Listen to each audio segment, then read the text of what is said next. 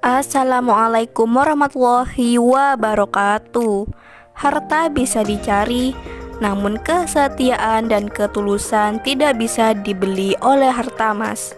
Begitulah ungkapan isi hati si janda kaya, tajir, dan royal ini. Untuk kalian yang ingin berkenalan, mari kita simak sedikit profilnya. Siapa tahu kalianlah salah satu jodoh yang cocok untuk janda kaya dan cantik ini. Namun sebelum melanjutkan video ini, alangkah baiknya untuk menekan tombol like dan menekan tombol subscribe. Dan saya doakan semoga Anda yang menekan tombol subscribe selalu diberikan kesehatan, kesejahteraan, dan dimudahkan segala urusannya. Amin amin Allahumma amin. Perkenalkan, panggilan akrabnya Mbak Desi.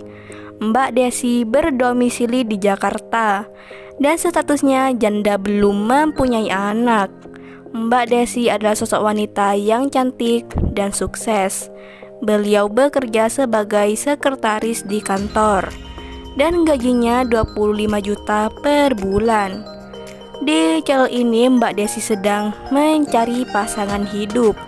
Untuk kriteria suami yang diidamkan oleh Mbak Desi adalah sosok laki yang dewasa, setia, bertanggung jawab, dan bisa saling menerima kekurangan dan kelebihan masing-masing. Begitulah harapan Mbak Desi. Jadi bagaimana untuk kalian yang melihat dan mendengarkan video ini?